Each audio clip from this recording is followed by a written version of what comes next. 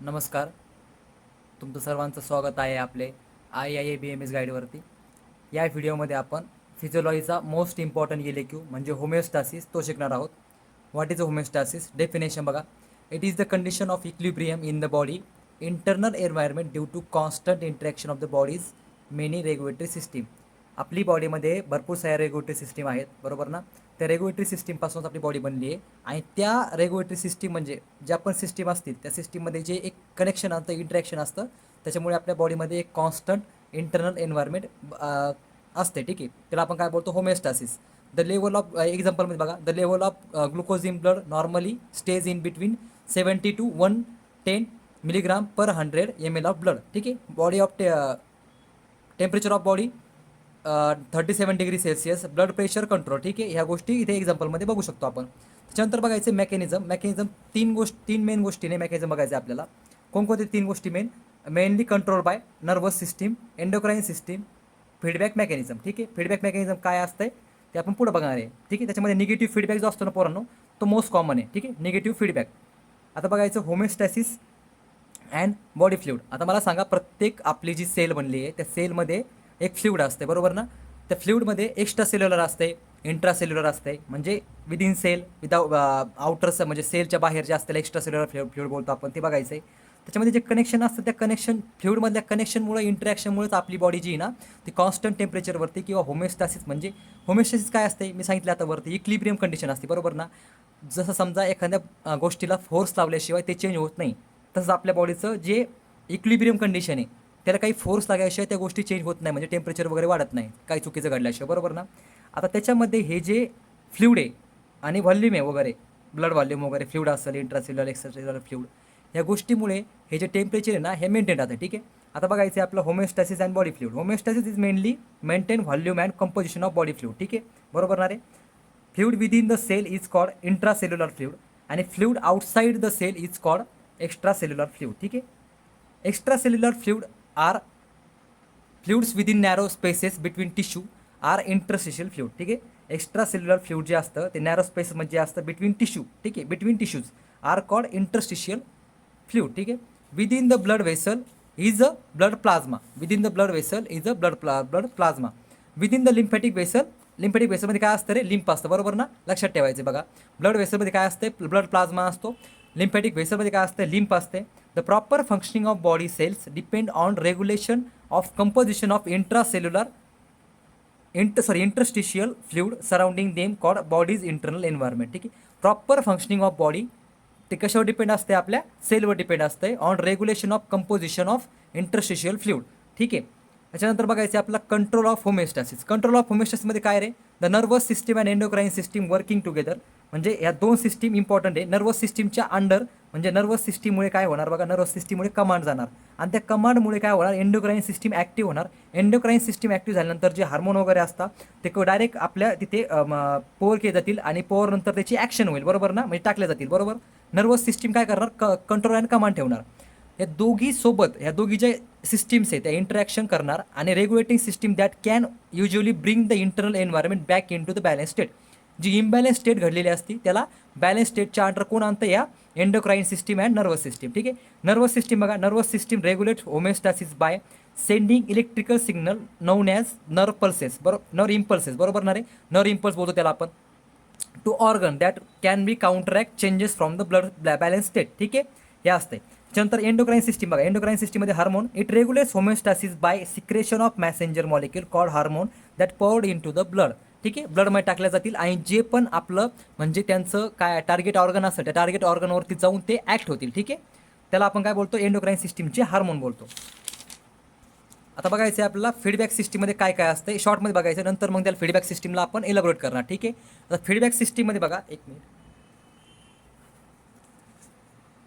Feedback सिस्टीममध्ये बघायचं आहे आता आपल्याला, it is a cycle of event in which state of body condition is monitor. ठीक आहे, म्हणजे या सायकल आहे इव्हेंटची. ठीक आहे, त्याच्यामध्ये आपली बॉडीची जी कंडिशन आहे ना त्याच्यावरती एक त्यांनी म्हणजे जे फीडबॅक असते त्या फीडबॅकवरती ते मॉनिटर करता, गोष्टी इव्हॅल्युएट करता आणि काही चेंज वगैरे झाला आहे त्याला पुन्हा रिमॉनिटर करून रिव्हॅल्युएट करता म्हणजे त्याला बॅलन्स करता इम्बॅलन्स झालेल्या गोष्टीला. ठीक आहे, a feedback system include 3 basic factor that's known as receptor, त्याच्यानंतर कंट्रोल सेंटर आणि त्याच्यानंतर इफेक्टर. ह्या 3 गोष्टी लक्षात ठेवायच्या विद्यार्थ्यांनो. ती कोणकोणत्या रे? रिसेप्टर, कंट्रोल सेंटर आणि इफेक्टर. ठीक आहे. आता बघायचं आहे receptor.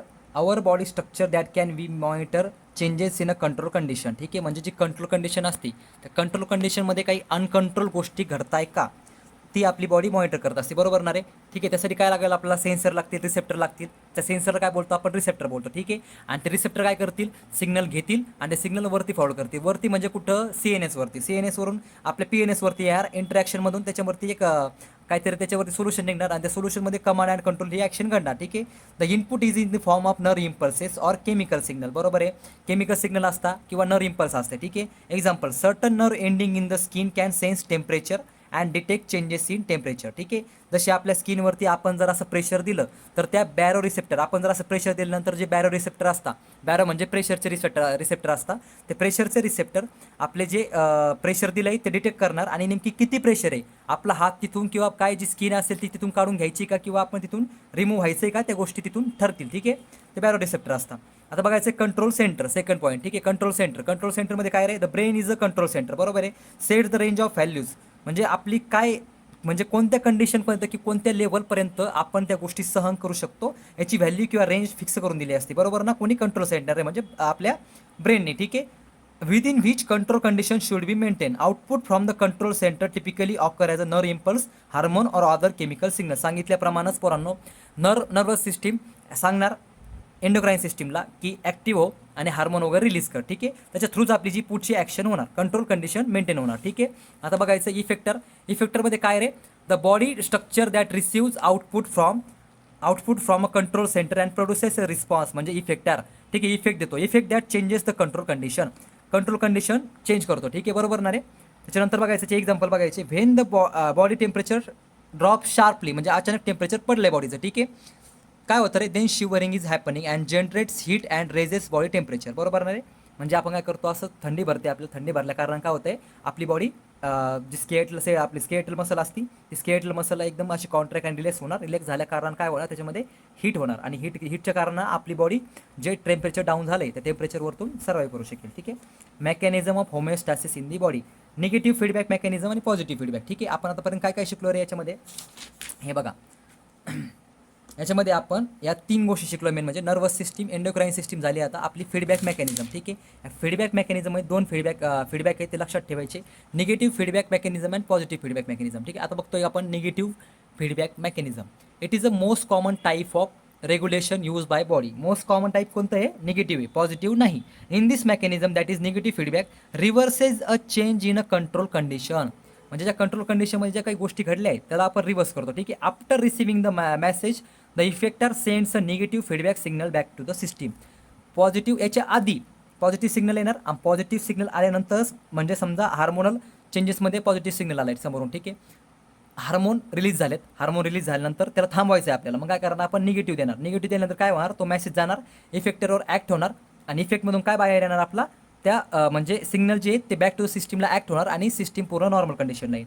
Now the system stabilises its own function and makes an attempt to maintain homeostasis. Obviously जर पॉझिटिव्हमुळे काही प्रॉब्लेम झाला आपल्या तर होमिओस्टॅसिससाठी आपण निगेटिव्ह ॲक्टिव्ह करतो आपला ब्रेन. ठीक आहे, आता बघायचं त्याचे example. When the body when the heart beats faster, म्हणजे हार्ट फास्ट बीट करायला लागले, त्याच्यानंतर ब्लड प्रेशर इन्क्रीज होतो.